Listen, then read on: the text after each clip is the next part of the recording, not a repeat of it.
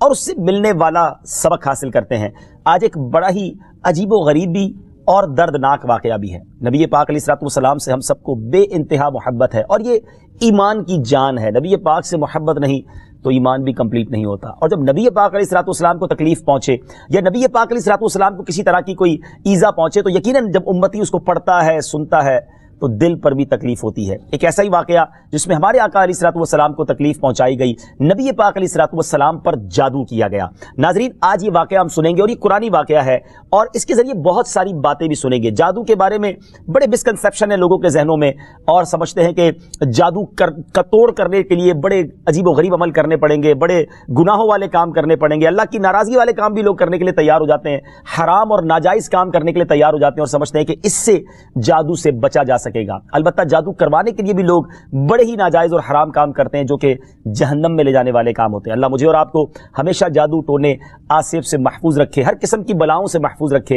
اور آج قرآن کے ذریعے سمجھیں گے کہ جادو کا علاج کیا ہے، جادو ہو جائے تو بچا کیسے جا سکتا ہے، اور نبی پاک علیہ الصلوۃ والسلام پر جب جادو ہوا تھا، جادو کرنے کی کوشش کی گئی تھی، اس کا نتیجہ کیا نکلا۔ ناظرین توجہ کے ساتھ آپ نے سلسلے میں شامل رہنا ہے۔ روایت یہ ہے کہ لبید بن عاصم یہودی اور اس کی بیٹیوں نے نبی پاک علیہ الصلوۃ والسلام پر جادو کر دیا، جس کا اثر پیارے آقا علیہ الصلوۃ والسلام کے جسم پر نمودار ہوا۔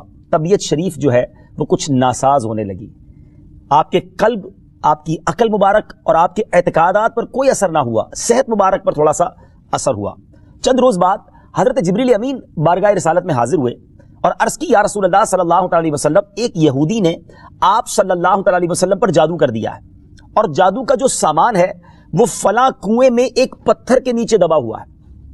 سرور کائنات علیہ الصلوۃ والسلام نے حضرت علی مولائے کائنات شیر خدا کرم اللہ تعالی وجہ الکریم کو بھیجا۔ انہوں نے کنویں کا پانی نکالا اور پتھر اٹھایا تو اس کے نیچے سے کھجور کے گھابے کی تھیلی برآمد ہوئی، یعنی کھجور کے جو چھلکے ہوتے ہیں اس طرح کی تھیلی برآمد ہوئی، اور اس میں نبی پاک علیہ الصلوۃ والسلام کے منہ مبارک جو کنگھی سے ٹوٹے تھے اور کنگھی کے ٹوٹے ہوئے کچھ دندانے اور ایک ڈور یا کمان کا چلہ جس میں 11 گٹھانے لگی ہوئی تھی، اور ایک موم کا پتلا تھا جس میں 11 سوئیاں چبھی ہوئی تھی، یہ سب سامان پتھر کے نیچے سے نکلا۔ اور یہ مولا علی کرم اللہ تعالی وجہ الکریم یہ سارا سامان لے کر نبی پاک علیہ الصلوۃ والسلام کی بارگاہ میں آ گئے۔ اس کے بعد سبحان اللہ، اب اس کا توڑ کیسے آیا، اس کا علاج کیسے ہوا، اس کا حل کیا نکلا؟ جبریل امین اللہ تبارک و تعالیٰ کی بارگاہ سے سورہ فلق اور سورہ ناس لے کر حاضر ہوئے، یعنی اب جو سورہ فلق اور سورہ ناس ہے وہ نازل ہوئیں، اور ان دونوں صورتوں کو ملائیں تو ناظرین اس میں 11 آیتیں ہیں، ہر ایک آیت کے پڑھنے سے ایک ایک گرہ کھلتی جاتی تھی، یہاں تک کہ سب گرہیں کھل گئیں اور پیارے آقا علیہ الصلوۃ والسلام بالکل شفا یاب ہو گئے۔ سبحان اللہ سبحان اللہ۔ ناظرین اب اس واقعے سے بہت ساری باتیں میں نے اور آپ نے سیکھنی ہیں۔ پہلی بات یہ ہے کہ یہ بخاری شریف میں ہے کہ پیارے آقا علیہ الصلوۃ والسلام جب بستر شریف پر تشریف لاتے تو اپنے دونوں ہاتھوں پر دم کرتے اور اپنے سر سے پاؤں تک پورے جسم پر اپنے ہاتھوں کو پھرایا کرتے، جہاں تک دست مبارک پہنچ سکتے یہ عمل 3 مرتبہ فرماتے، یعنی نبی پاک علیہ الصلوۃ والسلام ان دونوں صورتوں کا اپنے اوپر بھی دم کیا کرتے۔ اور ایک اور جگہ پر بھی یہ ہے، حدیث عائشہ رضی اللہ تعالیٰ عنہا میں ہے کہ جب نبی پاک علیہ الصلوۃ والسلام کے گھر والوں میں سے کوئی بیمار ہوتا تو آپ علیہ الصلوۃ والسلام ان دونوں صورتوں کو پڑھ کر اس پر دم فرمایا کرتے تھے۔ تو یہ نبی پاک کے معمول میں تھا۔ تو آج اگر ہم میں بھی کوئی بیمار ہو جائے، فیملی میں کوئی بیمار ہو جائے، اپنے آپ کو ہم ان آفتوں سے بچانا چاہتے ہیں تو اول آخر 3 بار درود پاک پڑھیں، سورہ فلق اور سورہ ناس کی تلاوت کریں، اپنے ہاتھوں پر دم کر کے اپنے جسم پر پھیر لیں، کسی مریض پر دم کر دیں، انشاءاللہ اس کی برکت ملے گی۔ یہاں ایک اور مسئلہ بھی سیکھنے کو ملے گا کہ تعویذات اور عملیات میں جس میں کوئی لفظ کفر و شرک کا نہ ہو وہ جائز ہے۔ اسی طرح گنڈے بنانا اور ان پر گرہیں لگا کر آیات قرآن اور اسماء الہیہ پڑھ کر پھونک مارنا بھی جائز ہے، یعنی تعویذات اگر شرک سے پاک ہیں، اگر کفریہ کلمات سے پاک ہیں تو وہ کرنے میں کوئی حرج نہیں، وظائف کرنے میں کوئی حرج نہیں، یہ قرآن و حدیث سے ثابت ہے اور آپ نے یہ سنا۔ ناظرین سیکھنے کو کیا مل رہا ہے؟ خلاصہ یہ ہوا کہ سورہ فلق یعنی قل اعوذ برب الفلق اور قل اعوذ برب الناس، یہ دونوں صورتیں جن اور شیاطین، نظر بد اور آسیب اور تمام امراض خصوصاً جادو ٹونے کا مجرب علاج ہیں۔ ان کو لکھ کر تعویذ بنائیں، گلے میں پہنائیں اور ان کو بار بار پڑھ کر مریض پر دم کریں اور کھانے اور پانی اور دواؤں پر پڑھ کر پھونک دیں اور پھر مریض کو کھانا وغیرہ کھلائیں، انشاءاللہ عز و جل ہر مرض اور بالخصوص جادو ٹونا دفع ہو جائے گا मरीज शिफा याब हो जाएगा। इसी तरह कुरान मजीद की दूसरी तमाम सूरतों के खुसूसी खवास हैं, जिनको बहुत खूबसूरत किताब जन्नती जेवर है उसमें भी आप पढ़ सकते हैं नाज़रीन। इसी तरह हमें चाहिए कि कुरान पाक की तिलावत करते रहें। कुरान पाक की हर हर्फ में शिफा है, बरकतें हैं। और आज खास तौर पे हमारे नाज़रीन को गोया वजीफ़ा, कुरानी वजीफ़ा मिल रहा है। बहुत सारे नाज़रीन ये गुजारिश करते हैं कि हमें कोई वजीफ़ा बताया जाए, तो देखें आज तो कुरान के जरिए, और वो वजीफ़ा जो नबी पाक को रब की तरफ से अता हुआ, प्यारे आका अलैहिस्सलाम को भी शिफा नसीब हुई, तो हमें जरूर इसको अपनाना चाहिए। नाज़रीन, इससे पहले कि मैं मजीद इस मामले में आगे बढ़ूं, मैं चाहता हूं कि दोनों सूरतों की तिलावत और उसका तर्जमा पहले सुन लेते हैं और फिर मजीद इस बारे में बात करते हैं कि इस हैरत अंगेज वाक़े से मुझे और आपको मजीद क्या सीखने को मिलता है। पहले सूरह फलक की तिलावत होगी, सूरह नास की तिलावत होगी। मैं यहां एक और बात भी कहना चाहूंगा। कुछ लोग ये कहते हैं जनाब हम वजीफा करते हैं, असर नहीं होता, बरकत नहीं मिलती। पहले ये चेक कर लें कि आपके मखारिज ठीक हैं, आप तिलावत सही मखारिज के साथ करते हैं। तो अब जो तिलावत आप सुनेंगे ना, तो उसमें यह भी चेक कर लें कि आप क्या इसी तरह के तलफ्फुज़ के साथ पढ़ते हैं, और अगर मिस्टेक कर रहे हैं तो कुरान पाक सही तरीके से पढ़िए, फिर देखिए इसकी कैसी बरकतें मिलती हैं। आइए सूरह फलक और सूरह नास की तिलावत और उसका तर्जुमा। कुल अऊज़ु बिरब्बिल फलक मिन शर्रि मा खलक व मिन शर्रि गासिकिन इज़ा वक़ब व मिन शर्रि नफ़्फ़ाथाति फिल उक़द व मिन शर्रि हासिदिन इज़ा हसद। तुम फरमाओ मैं उसकी पनाह लेता हूं जो सुबह का पैदा करने वाला है, उसकी सब मखलूक के शर से, और अंधेरी डालने वाले के शर से जब वो डूबे, और उन औरतों के शर से जो गिरों में फूंकती हैं, और हसद वाले के शर से जब वो मुझसे जले। कुल अऊज़ु बिरब्बिन नास मलिकिन नास इलाहिन नास मिन शर्रिल वस्वासिल खन्नास अल्लज़ी युवस्विसु फी सुदूरिन नास मिनल जिन्नति वन नास।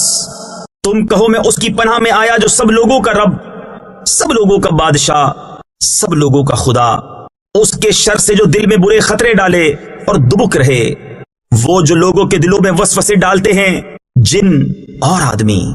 नाजरीन, सूरह फलक और सूरह नास के बेशुमार फजाइल व बरक़ात हैं। एक और हदीस पाक सुनिए। हज़रत अब्दुल्लाह बिन खुबैब रज़ियल्लाहु तआला अन्हु फरमाते हैं कि हम पर हल्की बारिश हुई और उस वक्त अंधेरा छाया हुआ था, और हम प्यारे आका अलैहिस्सलाम का इंतजार कर रहे थे कि वो आकर हमें नमाज पढ़ाएं।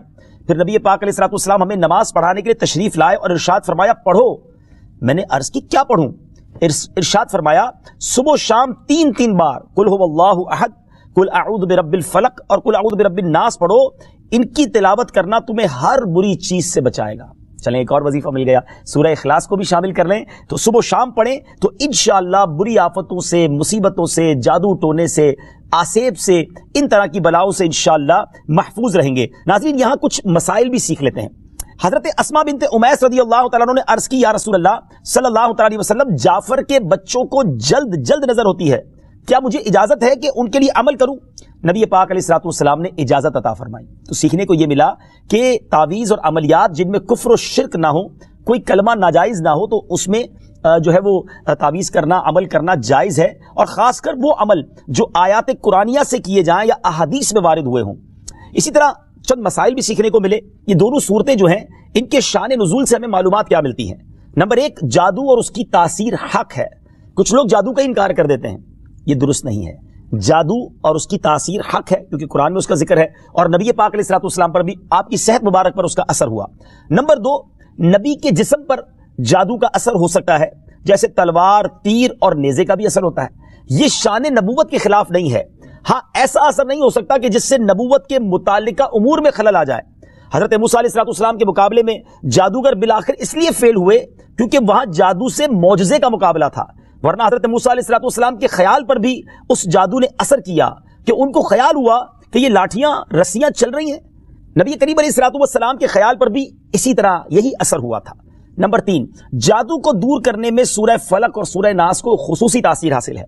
نمبر 4، جادو ٹونے اور عملیات اور اثرات اور بیماریوں کو ختم کرنے کے لیے قرآن پاک کی صورتوں اور آیتوں کو استعمال کیا جا سکتا ہے، اور بخاری شریف میں سورہ فاتحہ کو اس مقصد کے لیے استعمال کرنے کا بیان موجود ہے۔ تو سورہ فاتحہ کو سورہ شفا بھی کہا جاتا ہے، تو یہ بھی شفا کے لیے بڑا مجرب اور بڑا پیارا وظیفہ ہے۔ ناظرین، یہ چند باتیں تو ہم نے اس واقعے کے متعلق سیکھی، سورہ فلق اور سورہ ناس کے کچھ فضائل بھی سنے۔ میں یہاں ایک اور بات بھی کرنا چاہتا ہوں کہ آج کل پرابلم یہ ہو گیا ہے کہ اتنے عاملین آ گئے ہیں، اتنے عمل کرنے والے لوگ آ گئے ہیں، اتنے بورڈ ہمارے شہروں اور وطن میں لگ جاتے ہیں کہ ایسا لگتا ہے ہر دوسرے آدمی پہ جن ہے یا اس پہ جادو ہو گیا ہے۔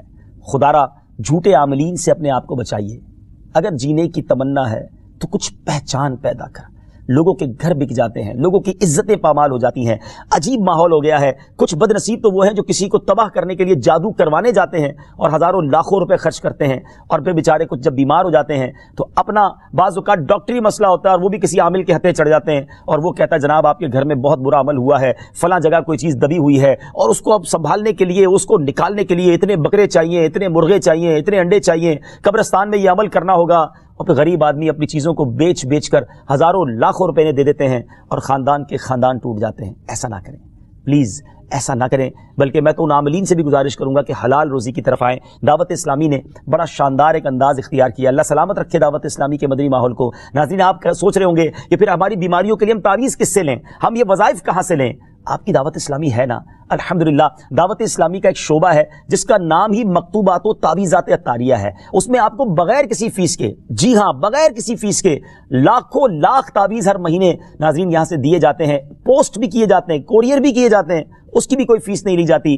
تو یہ تعویذات آپ دعوت اسلامی کے مرکز سے رابطہ کر کے لے لیجئے۔ آن لائن تعویذات کی سروس بھی موجود ہے۔ حالانکہ دعوت اسلامی کا اس ڈپارٹمنٹ پر لاکھوں کروڑوں روپے خرچ ہو رہا ہے، مگر اس لیے اس کو فری رکھا ہے تاکہ امت کے لیے آسانی ہو، دکھیاری امت جو ہے ان کے مسائل حل ہو جائیں، نہ جانے کس کی دعا لگ جائے اور ہمارا بیڑا پار ہو جائے۔ ہاں، اس میں یہ ضرور میں کہوں گا کہ وہ لوگ جو یہ پروگرام دیکھ رہے ہیں اور ان کو لگتا ہے کہ میں اس شعبے کو سپورٹ کروں، دعوت اسلامی جس شعبے میں خرچ کر رہی ہے اور نہ جانے کتنے دکھیارے مسلمانوں کی دعائیں لے رہی ہے، تو اگر آپ دعوت اسلامی کے شعبہ تعویذات عطاریہ میں سپورٹ کرنا چاہتے ہیں، اپنا ڈونیشن دینا چاہتے ہیں، تو بھی ہم سے رابطہ کر لیجئے۔ لیکن پلیز ان جھوٹے عاملوں سے اپنے آپ کو بچائیے۔ اور مجھے جو ناظرین سن رہے ہیں، ہر بندے پر جادو نہیں ہوتا، ہر بندے پر جن نہیں آ جاتا، ہر بات میں وسوسہ نہ لایا کریں، وظائف پڑھ لیا کریں۔ صبح شام یہ وظیفہ ہمیں نبی پاک نے دے دیا ہے، صبح گھر سے پڑھ کر نکلے، شام گھر پر آ کر سونے سے پہلے پڑھ لیں، آیت الکرسی سونے سے پہلے پڑھ لیں، اللہ نے چاہا خیر آپ کا مقدر رہے گی۔ اور مزید ضرورت ہو تو دعوت اسلامی کے اس شعبے سے رابطہ کر لیں۔ میں امید کرتا ہوں کہ آج کے اس واقعے سے ہمیں یہ سیکھنے کو ملا کہ قرآنی وظائف کی کیا اہمیت ہے اور جائز وظائف کرنے میں، تعویذات کرنے میں کوئی حرج نہیں۔ آخری بات، نبی پاک علیہ الصلوۃ والسلام کو پتہ چل گیا، جبریل امین نے بتا دیا کہ جادو کس نے کیا، مگر نبی پاک علیہ الصلوۃ والسلام نے بدلہ نہیں لیا، سزا نہیں دی۔ اس لبید بن عاصم کو، اس کی جو بچیاں تھیں، جو بھی لوگ تھے جادو کرنے والے، سب کو معاف کر دیا۔ اللہ اکبر! انہیں پتہ چل جاتا تھا کہ کس نے ظلم کیا ہے، پھر بھی معاف فرماتے، اور ہم شک کی بنیاد پر بدلہ لے لیتے ہیں۔ کوئی عامل کہہ دیتا ہے تمہارے گھر میں سین نام کی کوئی عورت ہے، اس نے یہ کیا ہے، اب جتنے سین نام والے ہیں سب کے ساتھ بدگمانی شروع، جب سے سب سے لڑائی شروع، سب کے بارے میں برا سوچنا شروع۔ انسان ہی سے غلطی ہوتی ہے، معافی کرنے والا ذہن رکھیے، معاف کریں گے اللہ تعالیٰ آپ کو معاف کر دے گا، رحم کریں گے آپ پر رحم کیا جائے گا۔ اللہ مجھے اور آپ کو نبی پاک علیہ الصلوۃ والسلام کی اس مبارک سیرت سے سیکھنا نصیب فرمائے کہ اگر کسی سے غلطی ہو بھی گئی ہے، کسی نے ہمارا برا چاہا بھی ہے اور پتہ بھی چل گیا ہے، تو معاف کرنا اللہ کو بڑا پسند ہے۔ مشکل ضرور ہے، دل چاہتا ہے میں بھی بدلہ لوں، لیکن مزہ بھی تو یہی ہے نا کہ دل چاہ بھی رہا ہے، غلط بھی کیا ہے سامنے والے نے، اور میں بدلہ لے بھی سکتا ہوں، پھر بھی اللہ کی رضا کے لیے معاف کرنے اور اس نیت سے معاف کریں، میرے مالک میں تیرے بندے کو معاف کر رہا ہوں، تو مجھ گناہگار کو معاف فرما دے۔ اللہ کریم ضرور کرم فرمائے گا، اور یہی اسلام کی خوبصورتی ہے۔ اللہ مجھے اور آپ کو معافی اور درگزر کا ذہن نصیب فرمائے۔ ہمارے سلسلے پیغام قرآن میں ہم یہی کوشش کرتے ہیں کہ قرآن پاک سے کوئی میسج، کوئی پیغام آپ کی طرف بڑھایا جائے۔ تو آج الحمدللہ آپ کے لیے یہ پیغام تھا کہ قرآن پاک پڑھیے، اس پر عمل کیجئے، اس کو پڑھ کر اپنے اوپر دم بھی کیجئے، اور پھر کسی سے غلطی ہو جائے تو معاف بھی کیجئے۔ وقت ہوا ہے ایک اگلے سیگمنٹ کا جس کا نام ہے تعارف قرآن۔ پیغام قرآن۔ ناظرین، وقت ہوا ہے ہمارے بہت ہی خوبصورت سیگمنٹ تعارف قرآن کا، اور آج تعارف قرآن میں ہم قرآن پاک کی انہی دو صورتوں کی بات کریں گے جس کا ذکر ہم نے اپنے سلسلہ پیغام قرآن میں کیا، یعنی سورہ فلق اور سورہ ناس۔ سب سے پہلے بات کرتے ہیں سورہ فلق کی۔ سورہ فلق مدینہ منورہ میں نازل ہوئی، اور ایک قول یہ ہے کہ مکہ مکرمہ میں نازل ہوئی۔ پہلا قول زیادہ صحیح ہے کیونکہ اس کے شان نزول سے اسی کی تائید ہوتی ہے۔ رکوع اور آیات کی تعداد اس صورت میں 1 رکوع اور 5 آیتیں ہیں۔ فلک نام رکھنے کی وجہ، فلک کے کئی معنی ہیں اور یہاں اس سے مراد صبح ہے، اور چونکہ اس صورت کی پہلی آیت میں لفظ موجود ہے اس مناسبت سے اسے سورہ فلک کہتے ہیں۔ پیارے آقا علیہ الصلوۃ والسلام نے ایک بار اس سورت کے بارے میں ارشاد فرمایا، کیا تم نے نہیں دیکھا کہ آج رات مجھ پر ایسی آیتیں نازل ہوئی ہیں جن کی مثل نہیں دیکھی گئی؟ وہ آیتیں قل اعوذ برب الفلق سورت کے آخر تک اور قل اعوذ برب الناس سورت کے آخر تک ہے۔ سبحان اللہ۔ تو اس سورت کے بارے میں بڑے فضائل نبی پاک علیہ الصلوۃ والسلام نے ارشاد فرمائے۔ ایک بار حضرت عابس جہنی رضی اللہ تعالیٰ عنہ سے روایت ہے کہ نبی پاک علیہ الصلوۃ والسلام نے ارشاد فرمایا، میں تمہیں وہ کلمات نہ بتاؤں جو شریر جنات اور نظر بد سے اللہ تعالیٰ کی پناہ طلب کرنے میں سب سے افضل ہیں؟ انہوں نے عرض کی، یا رسول اللہ صلی اللہ تعالیٰ علیہ وسلم کیوں نہیں، آپ ضرور بتائیے۔ ارشاد فرمایا وہ کلمات یہ دونوں صورتیں ہیں، قل اعوذ برب الفلق اور قل اعوذ برب الناس۔ سبحان اللہ سبحان اللہ۔ اب آئیے سورہ ناس کے بارے میں کچھ سن لیتے ہیں، اس کی فضیلت بھی جان لیتے ہیں۔ سورہ ناس جو ہے ناظرین، یہ قرآن پاک کی ترتیب کے لحاظ سے سب سے آخری سورت ہے۔ اس کا مقام نزول سورہ ناس زیادہ صحیح قول کے مطابق مدنی ہے۔ اس سورت میں 1 رکوع اور 6 آیتیں ہیں۔ الناس نام رکھنے کی وجہ، عربی میں انسانوں کو الناس کہتے ہیں اور اس سورت کی پہلی آیت میں یہ لفظ موجود ہے، اس مناسبت سے اسے سورہ الناس کہتے ہیں یا اسے سورۃ الناس کہتے ہیں۔ سورۃ الناس کے مضامین، اس سورہ مبارکہ میں ان جنات اور انسانوں سے اللہ تعالیٰ کی پناہ مانگنے کی تعلیم دی گئی ہے جو لوگوں کے دلوں میں وسوسے ڈالتے ہیں۔ سورہ فلق کے ساتھ اس کی مناسبت کیا ہے؟ سورۃ الناس کی اپنے سے ماقبل سورت سورہ فلق کے ساتھ مناسبت یہ ہے کہ سورہ فلق میں ظاہری شر سے اللہ تعالیٰ کی پناہ مانگنے کی تعلیم دی گئی تھی اور